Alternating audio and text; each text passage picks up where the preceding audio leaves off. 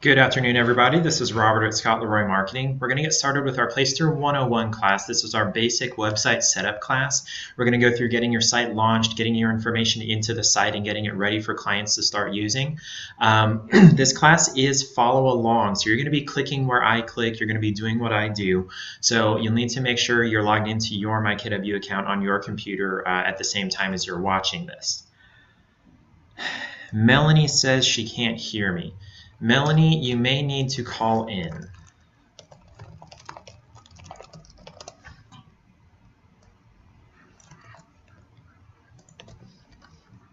Just sent you guys the number there. This class is recorded. We record all of our classes here, and our Placester 101 and 201, along with all of our advanced classes, are at slmtraining.com. So S is in Scott, L is in Leroy, M is in Marketing, training.com. That's our advanced classes. One big thing to note before we get started is that you want to use the correct browser in order to access the Placester interface. If you're on an older Windows computer and you've got Windows 7 or Windows 8, unfortunately, Internet Explorer will not work with the Placester interface. That was actually retired close to 4 years ago, about 3.5 years ago actually, and it's been replaced by Microsoft Edge. So if you've got 7 or 8, Windows 7 or 8, you would want to switch to either Edge if you can get it, or a different browser like Chrome or Firefox. If you've got Windows 10, you don't have Internet Explorer, you have Edge, and that works just fine. And then KW International changed to a new single sign-on system in September of 2018. Since then, Safari has had some issues with not being able to get into the Placester interface as well. And if you're having that issue, or if you're having an issue where it asks you to sign into the Placester interface, we actually have some instructions for that. Let me see if I can find those. Is anybody else having the issue that Vera 12 is having? Okay, so it sounds like it might be your speakers or your connection. You might want to try calling in using that number that's been there on the screen. Okay, so there we go. We got those instructions for you if you're having issues getting into Placester, if it's asking you for login information, and I'm going to add that to my notes here. Speaking of these notes, you can get a copy of these notes if you'll send us an email at support@scottleroymarketing.com. We can send you these notes pretty easily after the class. Okay, with those preliminaries out of the way, let me minimize this and we'll get started. Our first step to accessing our KW website is through logging into mykw.kw.com. Your site is not accessed by logging into placester.com, nor do you go to the front page, the home page of your website, and click on login in the top right. Instead, we're going to access it through mykw. There is no login information for your site. It's once you log into MyKW, you're also logged into the Placester system. So from the MyKW homepage, up in the very top black menu, we'll hover over Technology, and then we'll click on KW Websites, the third option down.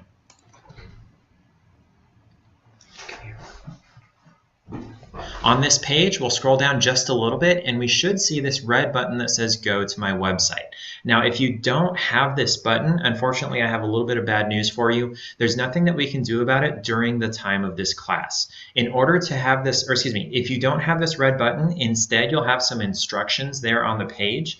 That's information about what your MCA needs to do. There's usually, there are two things that are required to have your Placester site. One is your KW email has to exist, which if we did your setup, it does definitely exist.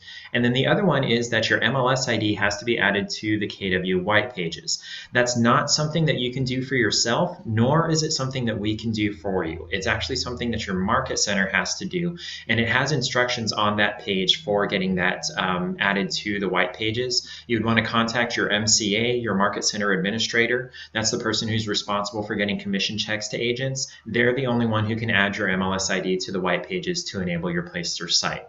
Once that MLS ID is in place, there's actually a delay of roughly 24 hours after it's added before you actually get this button that says Go to My Website.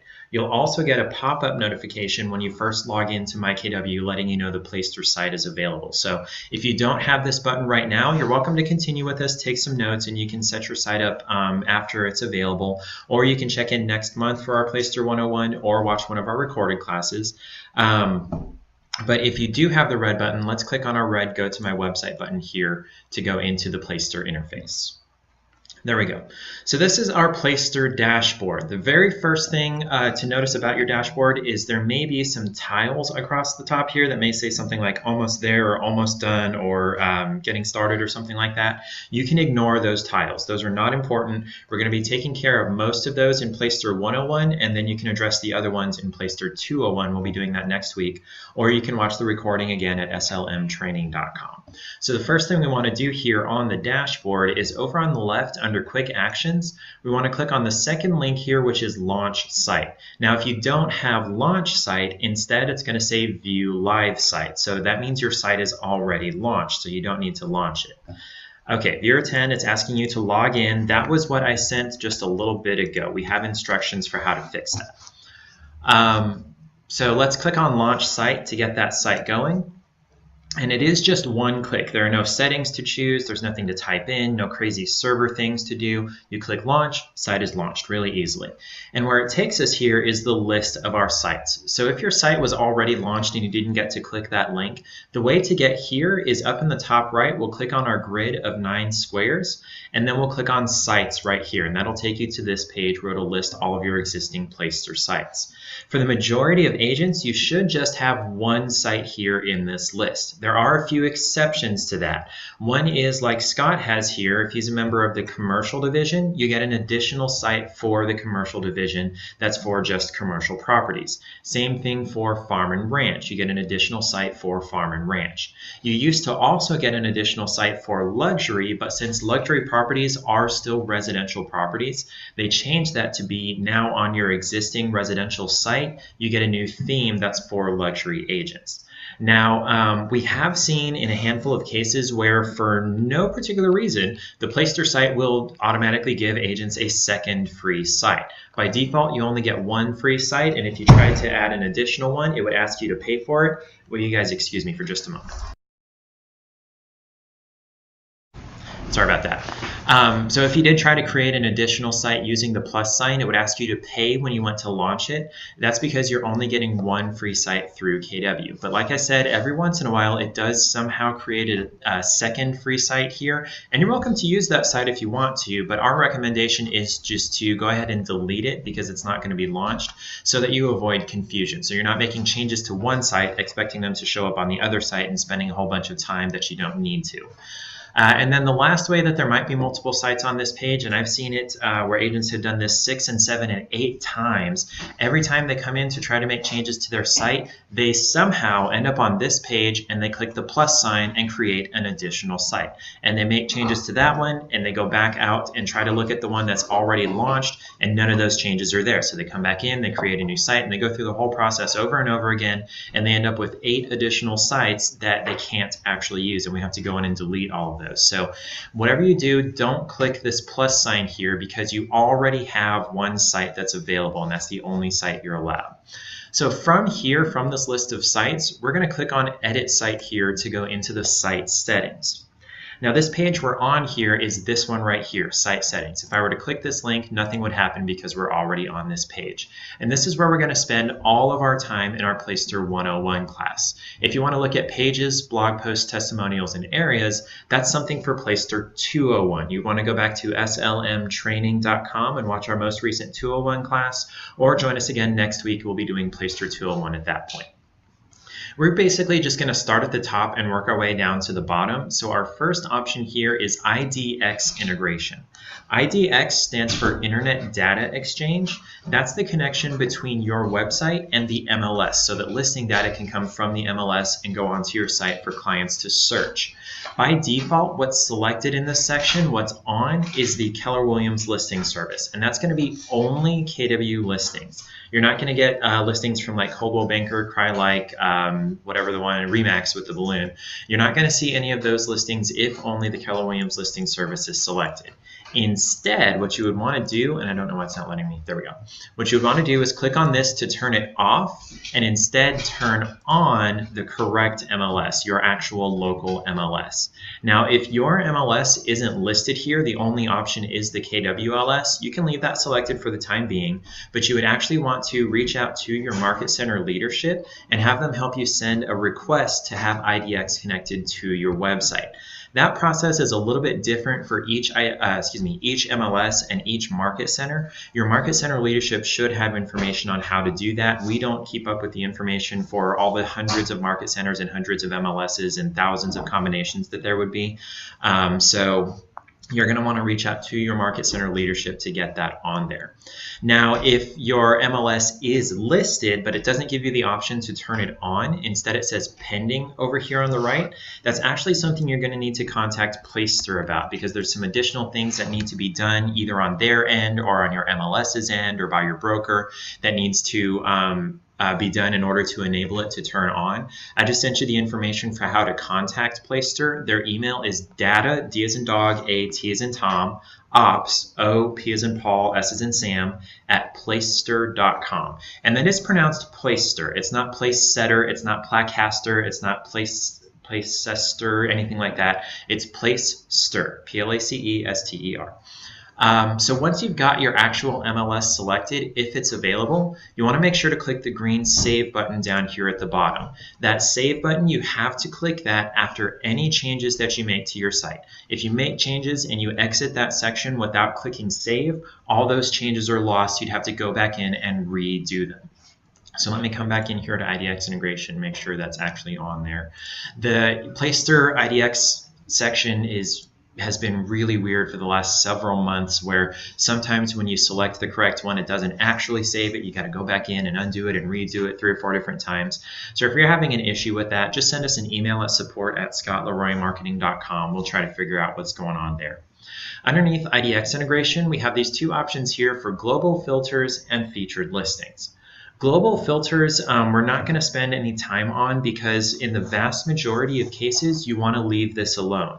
This controls what properties universally are allowed to be found on your site. So if someone was to search for, say I'm in Kansas right here, and I only serve my one town, I could potentially go into global filters and say, okay, only listings from my one particular individual town can be found on my site. So if anybody searched in the next town over, or in a bigger town a little bit to the north, they wouldn't be able to find any listings. So you can see how that would get in trouble and limit the amount of business you can do. So we're going to leave global filters alone. If you've ever added something in global filters, our recommendation is go ahead and remove that, and instead what most people want is they want to change the featured listings. They want to show change what listings show on the home page of their website, and that's controlled here in featured listings rather than global filters. Featured listings doesn't limit what's possible to be found on your site, it just limits what's on the home page. And depending on the theme that you choose, which we'll get to in just a minute, certain themes can show up to 4 listings on the home page, and some can show up to 16, depending on the theme that you choose. So let's go in here to featured listings, and we'll play around with this just a little bit. Lastly, about IDX, before we get too much further, if you're unclear on IDX or what to do or who to talk to or how to request it, we do have a general information page about IDX. I just sent you guys the link for that. It's scottleroymarketing.com/IDX. That'll help you educate yourself to know what to ask your market center leadership when you go talk to them. Okay, so here on our featured listings page, let's scroll down just a little bit. And we're going to stay here in filtered listings. You could potentially go over to specific listings and search for listings one by one to show on your home page. But when those listings go off the market, they would not be replaced by any new listings automatically. You need to come in here manually each and every day, basically, and manually choose listings that you want to show on your home page. And we really don't recommend that. Instead, we recommend just staying here in filtered listings, which is what it is by default. So down here, you'll get an idea of the different fields that you can use to search here for the listings that are going to show on your home page. This is very similar to if you were on a real estate website and you were searching and filtering down by beds, baths, price, zip code, that kind of thing. And so those are some of the options. It's not all of the options. You can actually add your own options that you want to search by right here in Add Search Criteria. So we'll select this drop down right here, and you can see if you scroll down all these different options that are available from your MLS. And these are MLS defined. So your list may be slightly different than what I'm showing here in my list, depending on the MLS that you're a member of and you've selected in your IDX integration section. So what we could do on this page is say I primarily, this isn't the only place that's possible for me to work, but I primarily want to work in my local hometown. I could select city right here and then click add, and now I've got a new field for city, and I could type something like, there we go, Jonesboro is in Arkansas there. That would show just listings from Jonesboro on my home page. People could search for listings outside of Jonesboro on the search page, but on the home page, only listings in Jonesboro would show. You could also do something like, say you want to work with a lot of investment properties, a lot of flippers, a lot of maybe first-time home buyers or something. You could set a maximum price for the homepage of, say, $200,000. That way, anything over $200,000 wouldn't show on your homepage, and you would advertise, "Hey, I work with these investment properties." You could also potentially come down here in Add Search Criteria, and if we scroll down just a little bit, we've got an option for year built. Where is it? Max year built. So our maximum year built, maximum year built, you could add that and say, okay, I only want to show listings on my homepage that were built prior to 1960. And then let me remove these other two filters here. Let's see what listings in Cooperative Arkansas were built before 1960. It looks like there's about 1,600 of them, and it would show the first 4 of those on the home page. So you can filter pretty much any way you want, anytime that any way that you would search in the MLS. You can do it here in this section. You would just add it as a new criteria. Now these criteria do stack. They are and, not or. So if I were to do max year built 1960 and then max price, or excuse me, do a minimum price of, let's do 800,000, it's not going to give me any or many results because there aren't any homes, not many homes that are that old that are in that price range. Now I could also say, okay, we'll call it Jonesboro. So this is going to be homes that are minimum 800,000 in Jonesboro, built before 1960. Let's see if anything comes up.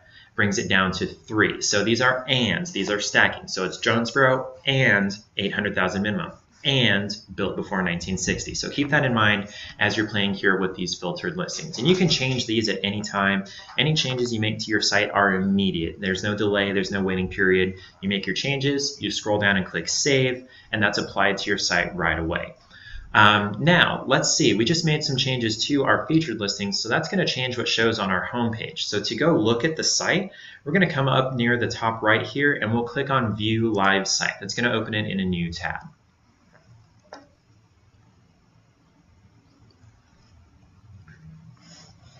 And whenever it decides to load, there we go. So here's Scott's site. Come down here to these featured properties. These are those listings that are in Jonesboro that were built before 1960 that are over 800,000. And I guess land counts as being built before 1960. So you may want to go back to your featured listings and filter this down to, come down here. We're going to add a search criteria for, what do we call this? Property type. We'll call it property type, add that. And we're going to do, okay, so it doesn't like that. So we'll try one of the other property type ones here.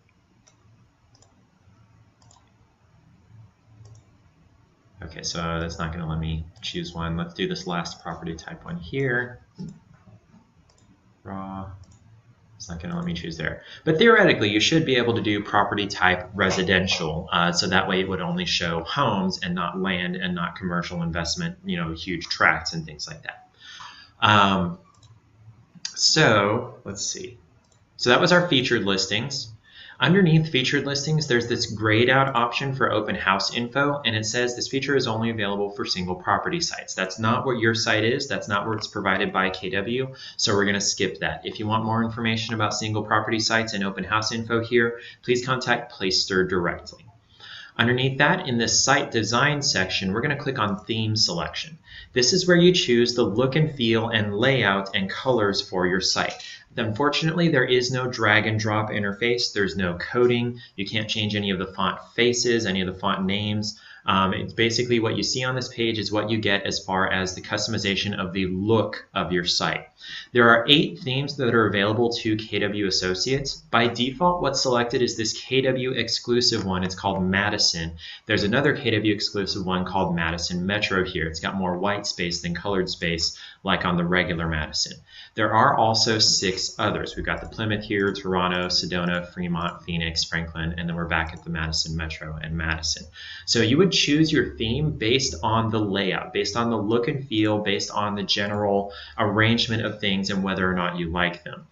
The colors here, like the orange here on the email me and on this text, you can control down here. You can also control this image here that's behind or above the search section. So say you didn't like this modern interior here, you control that, you can change this out. So say you liked everything about the Franklin except this picture right here, you're in control of that. So you would choose the Franklin, and we'll go over to the slideshow section next and change that out. So you're choosing your theme based on the look and feel, not based on the picture here that's shown on the home page behind or above the search bar. If that's unclear, let me know. I'm going to go back over here to the Madison theme because this is KW specific. We'll scroll down just a little bit, and when you're choosing your color here, this is changing. It'll show you up here in the preview, this header section and the search bar and a couple of other places like this text here for the featured properties. That's where you can change colors on your site, and this is the only option you have for colors until you get into individual pages in the content of that page. You can never change the color of the menu and buttons and links and things like that except for right here in theme. There's no coding, no drag and drop, no customization beyond on this page. And then if we scroll down a little further, this one is exclusive to the Madison theme, not the Madison Metro. You have the option to select a solid color top section here, so this gray, or you can do a white top section with accents of whatever color you've chosen here, which it's not going to show you in the preview, but what this would look like is it would be white up here and all the menu buttons would be gray, and so would the search bar and things like that. And I'll show you what that looks like once we get over onto Scott's site.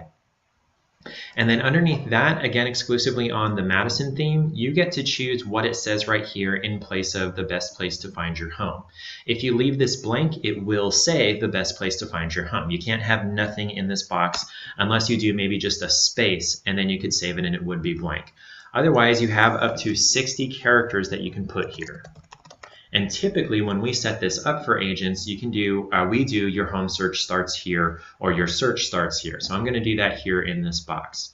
So I've made my changes to my theme, and I want to make sure to come down and click Save to apply that to the site. So if I come back to Scott's site and give it a refresh, now I've got the new white header section up here on the top with the accents of that blue-gray color that I chose here. And I can change this at any point and it's instantaneous, and you would just refresh the page and see it. Coming back to, our Placester backend, we'll come down here to slideshow. This is where we're controlling this picture or these pictures that are sliding by behind the search bar.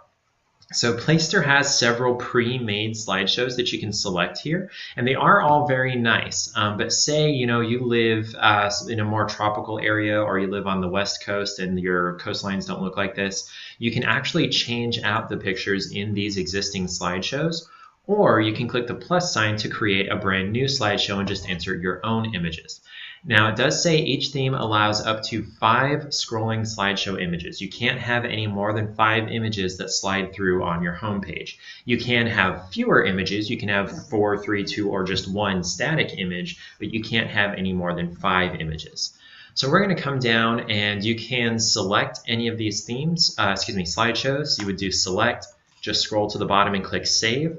Or if you wanted to make changes to this slideshow, you would click the upload button here to change out this picture for whatever it is you upload here. We're actually going to go back to the main slideshow here. No, I don't want to save those changes.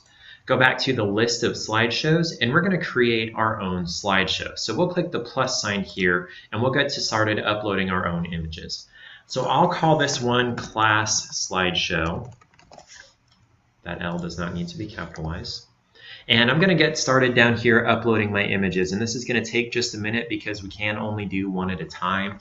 Give me just a minute. Okay, so I've got my 5 slideshow images here. I want to point out something to you guys before I go save this. You see this, first image here, it's got this nice, what's it called, hot air balloon over what looks like a cornfield. This is more or less the correct dimensions for the slideshow on your site. The general rule of thumb is you want it to be much, much, much, much wider than it is tall. You want it very much landscape orientation, wide or sideways orientation versus upright or portrait orientation. You don't want it to be taller than it is wide. That's because if it's taller than it is wide, if it's too tall, the site is going to cut off the top and the bottom and only show the middle section. And I'll show you what that looks like on this image right here. And if you come down, we'll also see this on the, what's this called, a lighthouse right here. Before we go do that though, I want to explain these 2 fields that are underneath each image. The caption shows in white text down at the bottom left of whatever image that it's assigned to. So if I assigned a caption to this image, it would show at the bottom left of this image. It's always going to be white, it's always going to be that size, it's always going to be in that place. There's no drop shadow, you're just changing what it says. Like I said, any customization options are done in the, what are we talking about? In the theme selection section. Now, we'll get into that in a second. So I'm going to do this is a caption right here. And then also underneath each image is a link box. You can link each individual image to any page anywhere on the internet, anytime, anywhere that you want. So you can link to your Facebook page, you could link to your partner's website, you could link to the NAR website, you could link to a tourism website in your area, you could link to anywhere, you could link to a YouTube video, anywhere. You would just paste in that full link in this box. It would look like https://ScottLeroyMarketing.com. So this image is going to have both a caption and a link applied to it once I come down here and click Save. And then all I have to do is go back to Scott's site and give it a refresh.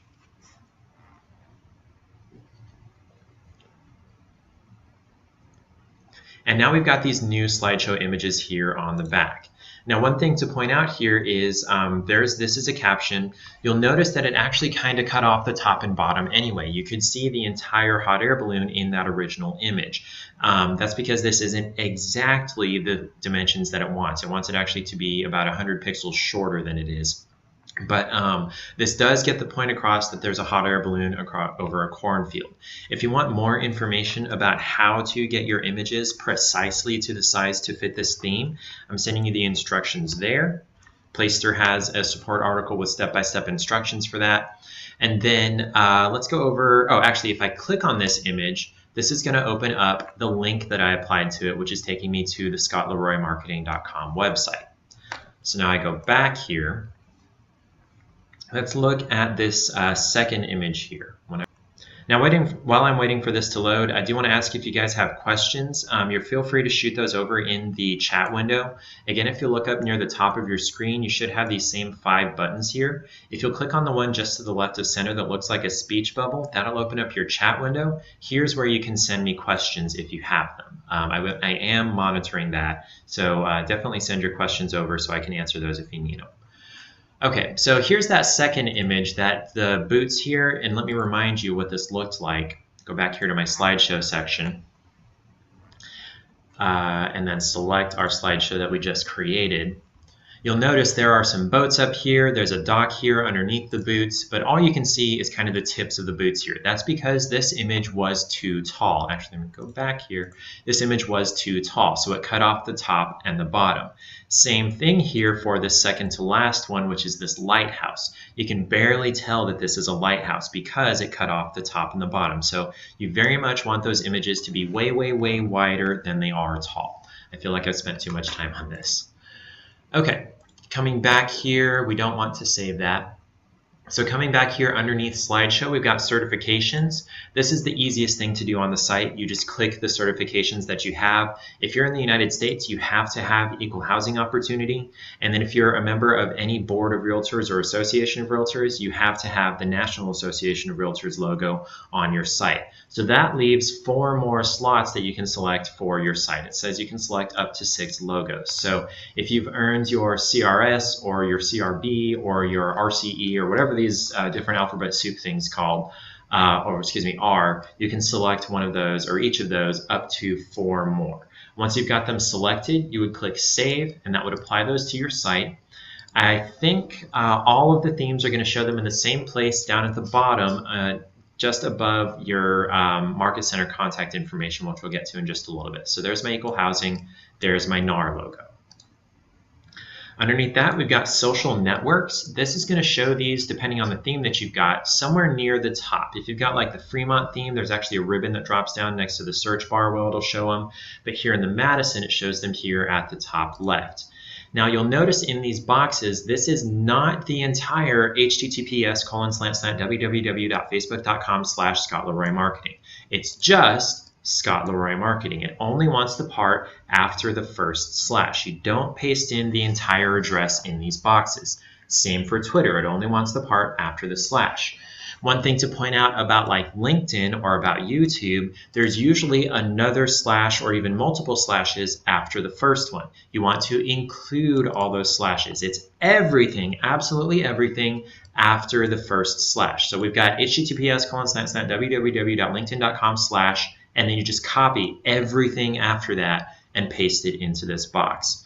Now, if you need help finding your public social media profile links to put into these boxes, we actually have a class specifically for that, and I'm sending you guys the link for that in the chat window. Again, if you're watching this on a recording, you can send us an email at support@scottleroymarketing.com, and we can send you these notes as well.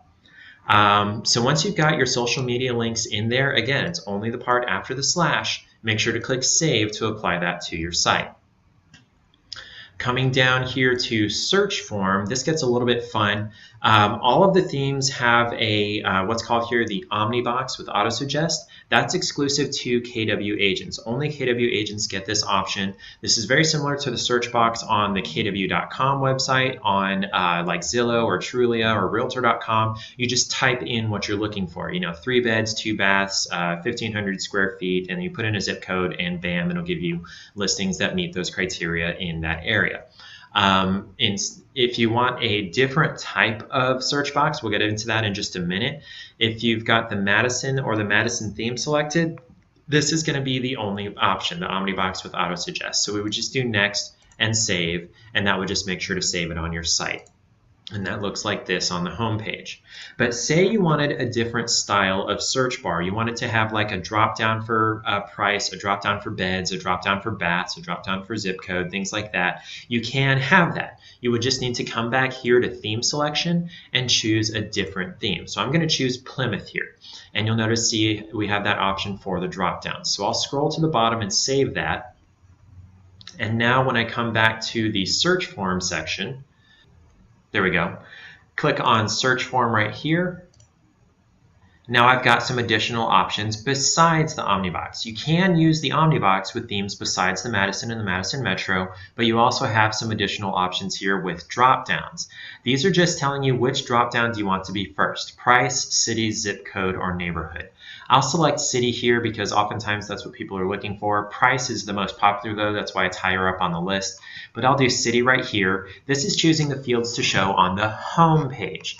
And then after we click next here, this is choosing which fields to show on the search page. So if someone goes to listing search here, or after they search on the home page, it'll present them potentially with additional drop downs here if that's what you select on this page. So I'm going to select show them all the drop downs once they get to the search page, and then I'll save that. So now if I come back to Scott's site and refresh it, there we go. Now we've got our new Plymouth theme applied, and we've got our new search box here with the drop down. So I'm going to select a city here of Alpena just because it was there, and we'll search that. That's going to take us over to the actual listing search page. And whenever it decides to load, There we go. Here's the rest of our drop downs that we selected in that second page. And it's only showing me there's one listing in Alpena. Where was I? So that's how you can change the search box. Now, say, this is a funny thing that happened. Say you had a different theme and you had one of these drop-down based search boxes and you decided, I want to go back to the Madison theme. And you come here to theme selection, you go back to Madison and you save it. When you come back to your home page, it's going to look really funny. So now what it's trying to do is fit a drop-down based search in the same space as the Omnibox, and it looks really ugly. And actually the drop-downs don't even work. So it's not even a functional box here. So what you would need to do is come back to the Placester section, come back under search form, and re-save the Omnibox. And then when you refresh the site, you'd have the Omnibox back. And I'm not going to wait for it to load again. Coming down here to the menu, this is where you control these links that show at the top of your site underneath like the logo and your information up here, like home, listing, search, about, blog, all this. You're in control of this in this section here. The menu options that are already here, you can actually click and drag these to move them around. I can move home down here. Actually, I put it on top of contact, oops. I could move testimonials up here, and you can rearrange the menu any way that you like. You can also say let's see, what's my buyer resources right here. I could drag buyer resources on top of listing search, and you see that dashed line around listing search. That lets me know when I release my mouse button, buyer resources is going to be a little bit indented. That means that when I come back to the site, that's going to be a drop-down menu, and we'll look at that in just a minute. You may have more or fewer options here in your menu than I'm showing. Some of the newer Placester sites are going to have more options and some of the older ones are going to have fewer. These ones that are already here, I'm going to recommend leaving. Let me exit this real quick so we can go back to the way it was. It may not actually have a home button, so you can add that. I'll show you how. The listing, search, about, blog, contact, areas, all this stuff, I would recommend leaving all except the areas and testimonials, unless you actually have area pages and testimonials that you want to show on your site. And if you do, you would want to check out our Placester 201 class, and that'll show you how to use those. So we're going to remove areas. Yes, I want to delete this. And we're going to remove testimonials. Yes, I want to delete that. Now, after we do that, there's actually a couple of menu buttons that we want to add. By default, with a lot of the newer sites, it's not going to have the home button, so I'm going to pretend like it's not there. In this drop-down down here, we would select home, and then we click add. And now we have a new button for home here, and I can click and drag this up to the top of the menu, the first beginning of the menu. Underneath that, in the drop-down again, we have an option here for your favorite listings. This is your as in the site visitor's favorite listings rather than your as in the agent's favorite listings. There is a page type that you can create that shows a page full of listings that meet your criteria from featured listings, but that's not this. This is for someone who has gone to your site and created an account and saved properties. This page lists all of those properties that they've saved. So I'm going to go ahead and add that, your favorite listings. Click add here. So now that's in the menu. And I'm going to drag this on top of listing search here so it can be in that drop-down menu underneath there. And then the last one we're going to add here is in this drop-down, we're going to select custom URL here.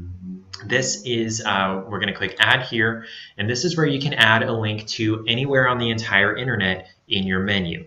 So the label is the text that's going to display in the menu, and we're going to add a link to your personalized KW app. So we usually do something like download my app or free home search app or search homes on the go, something like that. And then in this second box, URL, this is where we're going to put in your full app link. So it's going to have http:// all that fun stuff. And I'll show you where to find that. It's really easy. If you'll come back to your MyKW homepage, so here where we clicked on the red button, click on your MyKW logo, and we'll end up back here on the home page. In the eEdge control panel, in this top center section, we've got My Marketing. If you click this plus sign next to My Marketing, we've got a menu that drops down here, and you'll click on Manage eAgency Website. That'll open in a new tab. Don't get hung up on that website word. This site was retired close to 4 years ago and it's no longer functional. It doesn't work, doesn't provide listing search, doesn't provide lead capture. The only reason this system still exists is because the KW app is still administered from this interface, which is what we're going after here. Now this is where I'm going to have to leave you visually because I don't have the option here in Scott's site because he's not an agent, but it's really easy to talk you through. Once you get into the eAgency system, over on the left you're going to have section 1, 2, 3, 4, and 5.0. You'll click on section 4.0 and then you'll click on section 4.5, mobile property search. On that page over on the right, if it's not already selected, select your market center in the drop-down, and then you'll see your full app code and your app link. You're going to copy the link. You're going to copy the full http://app.kw.com/kw blah, blah, blah. It should be about 5 or 6 characters. So copy that whole thing, and you're going to paste it here into this URL box. It'll look like http://app.kw.com/kw12345, something like that. Now this part right here after the slash, that's your personalized app code. Everybody's is individual, everybody's is unique. So you would put in your code in the section, your app link, and when people click on this link and they download your app, it'll be branded for you. Your picture, your name, your contact information, leads would go to you. And then the last box here is the tooltip, and I'll show you what that looks like. Tooltip, yeah. There we go. And that is basically just a short message that pops up when you hover over this menu item. So now, once we've added and removed all those buttons, we're going to scroll to the bottom here and click Save. And when we come back to Scott's site, we'll refresh that to see our new menu items. So now we've got this new item here for download my app, and as I hover over that, you see that little box that drops down under my mouse? That's the tooltip. So you don't have to have a tooltip, totally optional, totally up to you. And then also if I hover over listing search, now I've got this drop-down menu for your favorite listings. And I could add additional things in this menu for listing search by dragging them on top of that listing search button. So I could add the, buyer resources. There we go. Drop that underneath listing search, so now that's in that drop down as well. One thing to point out is the drop downs can only go 1 level deep. So I can nest things under listing search, but I couldn't have anything under buyer resources or under your favorite listings. It only goes down 1 level. Let's save that to apply it. Coming down here to site info, this is where we're going to spend a good bit of our time for the rest of the class. We'll just start at the top, work our way down. Half of this is pretty self-explanatory and half of it is not. This site title up at the top is going to show up here at the top of your site in big letters. So this is typically a good place to put your name, or if you're a member of a team, the team name. I'm just going to put in Scott Leroy Marketing, something like that. Gosh, I cannot spell right now. And there is, the site title box is required. You do have to have something in this box. Now what's in this box doesn't necessarily have to show on your site. There just has to be something in the box. Underneath that, the tagline, you can leave this blank if you want to, but if you've got a slogan, a catchphrase, a tagline, a mantra, a motto, you can put that in this box. And we typically do your local real estate resource when we're setting these sites up for agents. Underneath that is a spot to upload a logo. You can upload your own personal logo. You can upload your Market Center logo, the plain KW logo like is already here by default. Now you can only have 1 logo in place on your site at a time.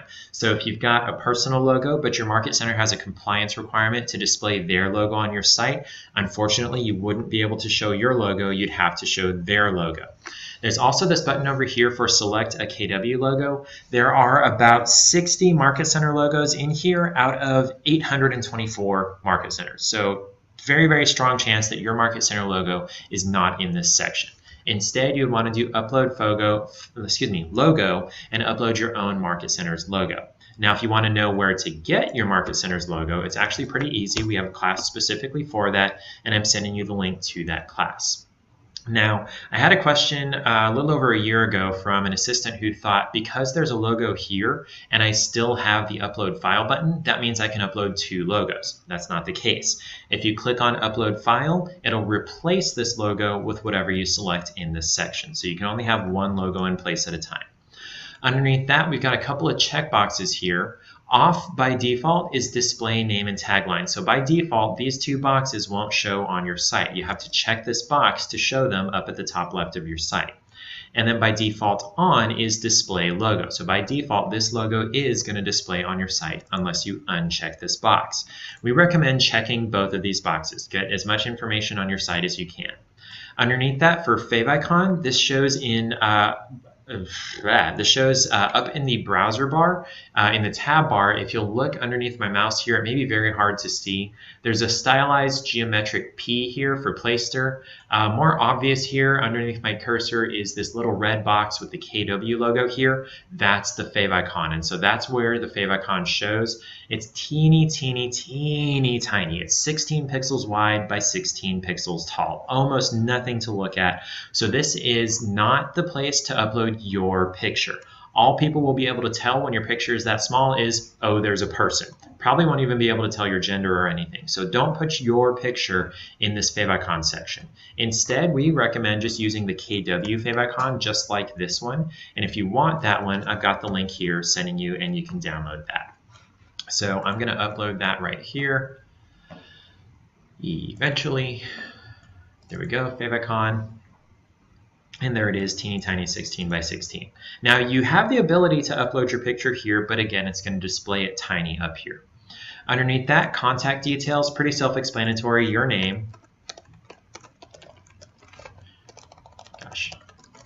Underneath that, we've got title. This is not required. If you want to put your title in here, like realtor or sales associate or broker associate, things like that, you're welcome to do that. You know, let's see, real estate sales person. Gosh, I can't type right now. Now, for one particular state, and if you're in this state, you know who you are, the title is required to be displayed on your site. All 49 other states, you don't have to, but in New York, you have to show the title that's on your license. So it's either real estate salesperson or was it broker, something to do with broker, real estate broker or something like that. Whatever title is on your license, if you're in New York, it has to go in this box, and that's only for New York. Underneath that is your email and your phone number. Underneath that, we've got a checkbox here for display license number. This is only for California and New York. If you're not in California or New York, you don't have to check this box.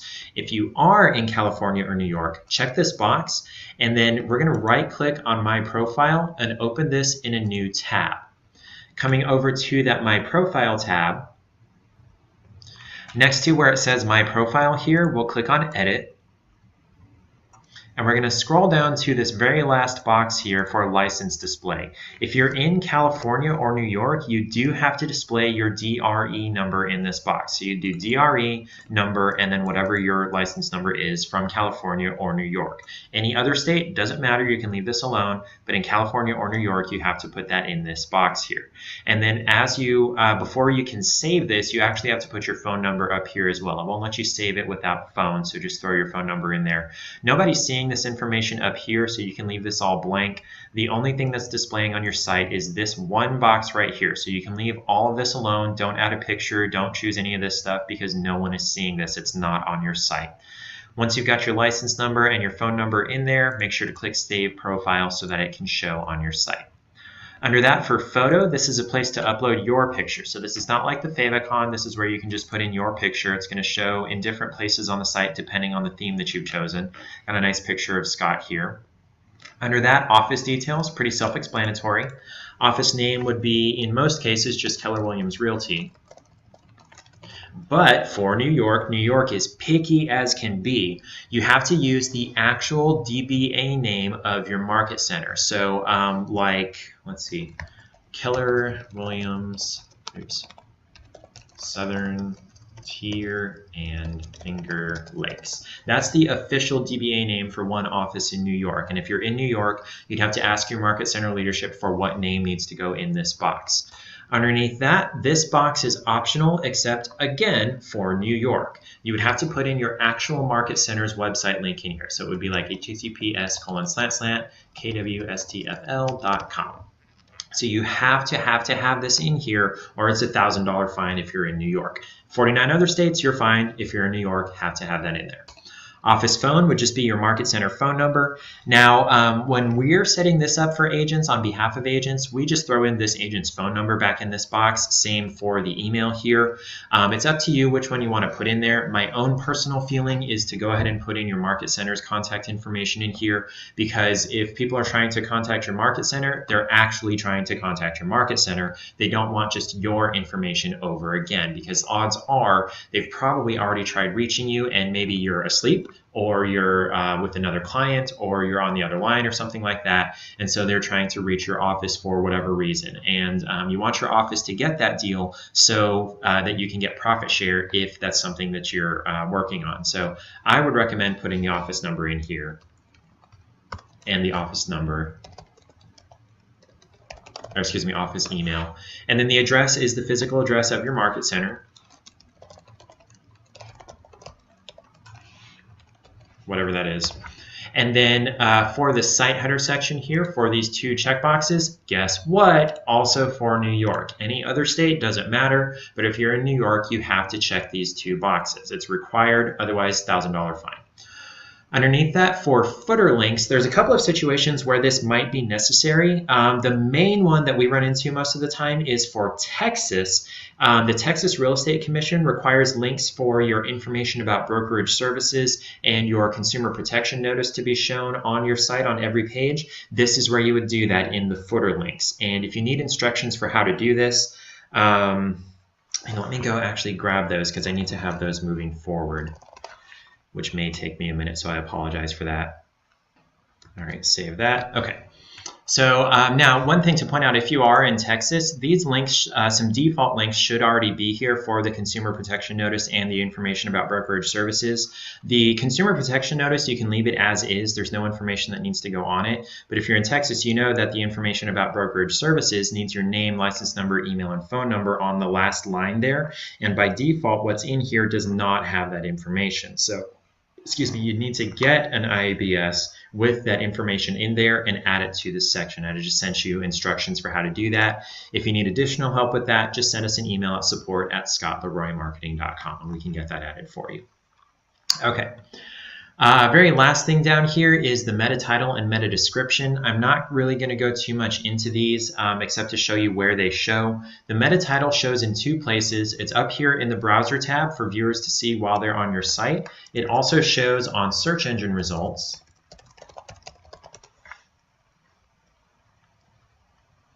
As the blue link that people actually click on when they're viewing, when they're going to your site from search engine results. So you're telling Google what to display here. You've got, give or take, about 155 characters in this box. So you want, so it's actually roughly about the width of this box. Once you reach the end of this box, then anything past that is going to be what's called truncated. It's going to be cut off by the search engine into a ... which we don't have on this first page here. Let's go to the next one. ... Where are we? Not on the second page either. Interesting.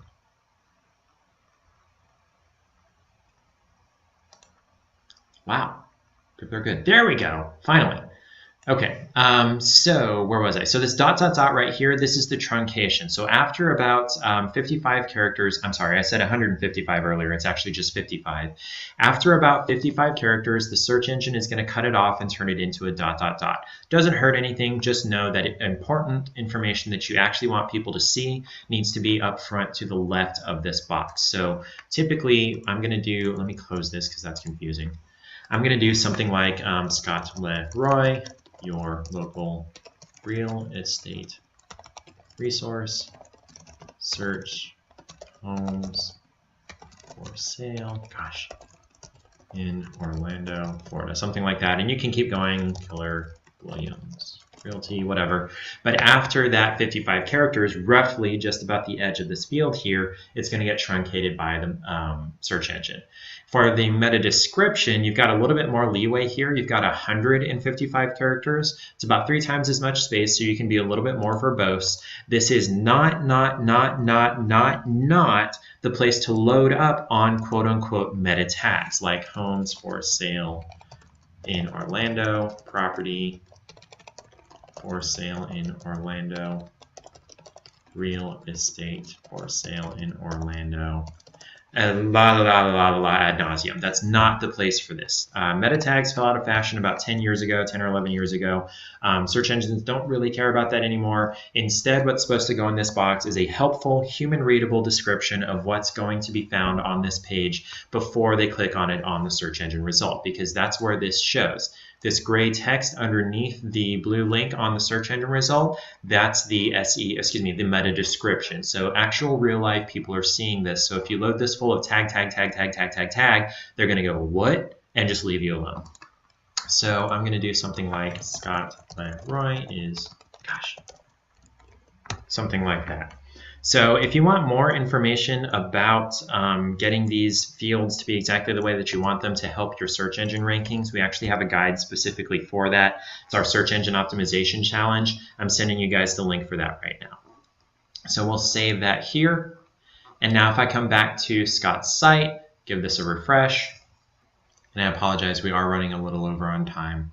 So now here's all our new changes here. We've got the new site title, we've got the subtitle here, we've got Scott's picture and information over here, got his title that we put in that box, got that DRE number we put in the profile. This email me link will open the default mail program on whatever computer it's clicked on to send a message to your email. If someone's on a mobile device and they tap on your number, it'll start a call to you. Here's that Market Center name with the Market Center website address linked to it, Market Center address, and that's only for New York. This entire section down here is only for New York. So is this is for New York and California. And then if we scroll all the way to the bottom, down here is the Market Center contact information for every other state if you're not in New York. Now, one thing we got a question about a lot is this picture up here in the top right. If you're using the Madison or Madison Metro theme and the picture up there in the top right in the circle is cutting off the top of your head, we have a class specifically for how to fix that, and I'm sending you that link there. Coming back to our Placester interface, we're almost done. We can skip language here because there's only 3 options. Don't even know why they have it, so we're going to skip it. We're also going to skip auto-publish here because it's grayed out. It's not part of the subscription that KW provides for you. If you have questions about this, please contact Placester directly. Under that, lead capture is possibly the most important thing I'm going to cover in this class. Real estate websites need to perform 2 functions. They need to provide listing search to the site visitors, and they need to provide lead capture to the agent who owns the site. And this is the lead capture. This is where people are going to be getting you their information, and this is how you're going to be delivered that information. You have 2 options by default for how your site captures leads. By default, what's selected is passively capture leads. That means visitors never have to fill in a contact form or a lead capture form if they don't want to. If they do fill it out, you'll get that information, but they're not forced to. And then we've got aggressively capture leads, which means they're forced to fill out the lead capture form before they can view any property details. They can search for properties, but as soon as they click on an individual property to look at, it'll pop up a lead capture form, and they have to fill it out before they see the rest of the information about that listing. Neither of these is perfect, unfortunately. Now, there is an option from Placester for an upgrade package where you can say after X number of listings viewed, then pop up the lead capture form. Maybe after 2, 3, 4, 5 listings viewed, once they're invested, then pop up the lead capture form. But that's not part of what KW provides for free. So if you're interested in that, please contact Placester directly. We don't have any information on their upgrade packages. Down here at the bottom, this is very, very, very important. This is the emails that are going to be notified when a lead comes into your website. So of course you want to put in your regular email so that you can know immediately when a lead comes into your site. So scott@scottleroymarketing.com. And then we want a comma. It can't be anything except a comma. It can't be a period, can't be a colon, can't be a semicolon, can't be a line break, you can't hit enter, can't be a bar, nothing at all except a comma. And then you want to put in any additional, what are they called? what are they called? Emails that you want to be notified when a lead comes into your site. Okay, so any additional emails that you want to be notified when you get a lead through your site can go in here. So if you've got a lead coordinator or maybe a buyer's agent that you want to send leads to or something like that, you can put their email address in this section also. You would just separate each address by a comma. Now, one very, very important email that needs to be in here is your e-edge email address. That's so that any leads that come into your Placester site will automatically be added into your e-edge database as a contact. Without putting that email in here, those leads will only be emailed to you. They won't be added into your e-edge database. You need to put them in manually. So let's go get that email address. It's really, really easy to get put in there. From our MyKW homepage, which should still be open in this other tab here, we're going to go into the e-edge system by clicking on View Contacts. Once we're in the e-edge system, up in the very top right, we'll click on Account, and then we'll click on My Account in the menu that drops down. On the My Account page, we want to copy the e-edge email. So we want this at kwrealty.com address. We don't want the .kwrealty.com. That's a website. We want the e-edge email at kwrealty.com. Now, don't get confused by this email address. This is not another one for you to be checking. It's not one you're going to be sending messages to and from. It's just for this one purpose, actually two purposes, but this is one of the two purposes it's for. So we're going to copy that, and we'll paste that here into our Placester lead capture section. And then we'll save that. So now any leads that come into my site are automatically going to be added to the e-edge system. Now there's the potential, depending on which CRM you're using, that you could also send leads from your Placester site into your outside CRM, your third party, like maybe Top Producer or Buffini or Conversion, whatever it is that you're using. You would want to contact that CRM provider and see if they can provide you with what's called a lead forwarding address. That's what this is here in e-edge, that at kwrealty.com address. So you would contact that provider and see, hey, do you have a lead forwarding address that I can put here into these settings? And you would paste that in there, and theoretically, if they're using the same format that Placester's using, which is, I think it's kind of a standard, then those leads would automatically go into whatever other CRM that you're using. Last thing we're going to cover today is the one that everybody's excited about. What is my website address? It's right here in custom domain. Your site address is this right here. If you're in the States, it's going to end with kw.com. If you're in Canada, it's going to end with kellerwilliamsrealty.ca. If you're outside of the US and Canada, unfortunately, we don't have the option of the Placester site. So those are the two options there. You can change this part right here. Before this first dot, you're in control of this part right here. And you would change that by clicking Edit over to the right. Now, before we get started here, there's a couple of things that are prohibited, things that you cannot put in this box. You can't use realty, you can't use realtor, you can't use real estate, you can't use KW or Keller Williams in here, which I don't know why you would because it's already over here on the right. But realty and realtor and real estate are either trademarked terms by the National Association of Realtors, or real estate makes it sound like you're a broker. So you want to do something different. Now, one thing to keep in mind if you're going to change this website address here, if you previously printed this address that it was before on other marketing materials, say your business card or flyers or anything, that old address will not forward to whatever new address you set here. So any traffic to that old address would just get redirected to the main kw.com homepage, and you would lose that traffic. So keep that in mind if you do ever decide that you want to change this address. So you would type in what you want to change it to in this box, and if it's available, you would check availability here, and it'll tell you yes, it's available, and you could come down and save it. If it's something that's not available,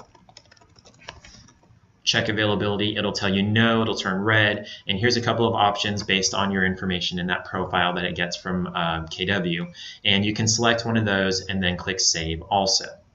I'm not going to change any of that there because I want to leave it as scottleroymarketing.kw.com.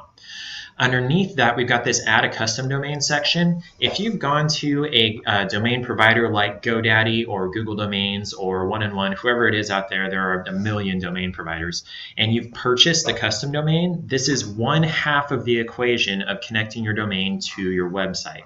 You would need to put in the full domain address here, www.mydomain.com, and then you would do Add Domain and save it. And then there's also some settings that need to be done on the domain registrar. You need to edit what's called DNS records. And if that gets a little bit above your pay grade, that's actually not a big deal. That's something that we can do for you. We actually have a system here, or excuse me, a page here where we talk about what a custom domain is, how to choose one. We actually even have a link on there for a deal from GoDaddy where you can get your .com custom domain for 99 cents for the first year. After that, it's regular price, and depending on the domain that you choose, that's not very expensive usually. It's usually between $10 and $20 per year, but for the first year through that link, it would be 99 cents. And then it also has a link to where we can help you to get your custom domain connected to your site for you. So you actually don't have to try to figure out those settings yourself. We can get that taken care of for you. That's the last thing that we'll cover for now. So let me send you a last couple of links. If you would like for SLM to set your Placester site up for you rather than trying to figure it out yourself, we have that as a complimentary service through your Market Center. I sent you guys the link there for where you can request for us to do that. If you want more information about all of our complimentary services, that's at scottleroymarketing.com/support. We've got over 40 complimentary services we can do for you through your Market Center subscription. That does it for our Placester 101 class, so I'll go ahead and end the recording here. Join us next week for our Placester 201 class, same time, same place, eedgeacademy.com, and all of our classes are at 1 o'clock from Tuesday to Friday, eedgeacademy.com. We'll see you then.